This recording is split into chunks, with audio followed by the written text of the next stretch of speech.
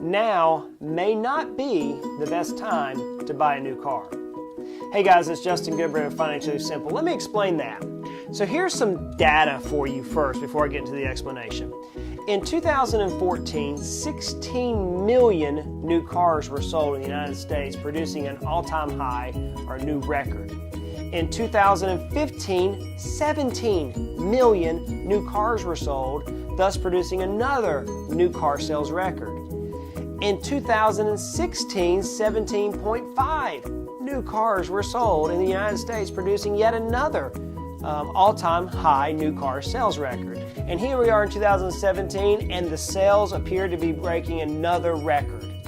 That's pretty amazing. Well, why is this? Well, 2008, 2009 hurt a lot of people. We had a lot of unemployment. People were scared with the credit crunch. People were scared to go out and go on debt or go on credit to purchase things. And because of that, like you, I myself more than likely was using Band-Aids, so to speak. I had this old Dodge Durango that I just did everything to keep it running because I didn't want to go out and spend money on a new car.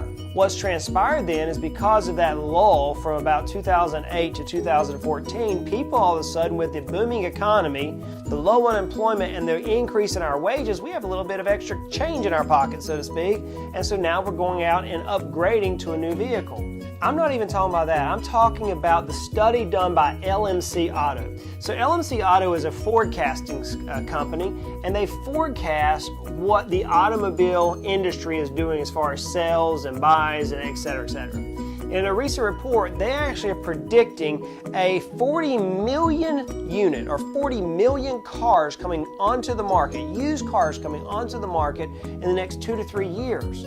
So let's go to simple economics.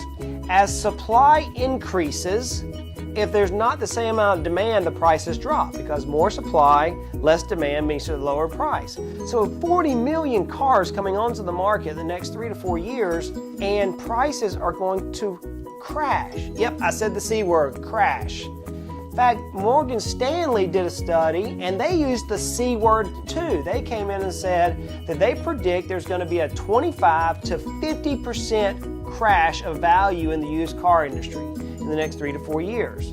Well, again, 40 million new used cars come into the market because people typically upgrade their cars about every 4 years or so. So I asked myself the question whenever I started looking at this, why in the world would I want to go out and buy a new vehicle that we all know the minute I draw off the lot, I can't sell it for what I've just paid for it. But now in 3 to 4 or 5 years, we're looking at a 25 to 50% lower value than normal?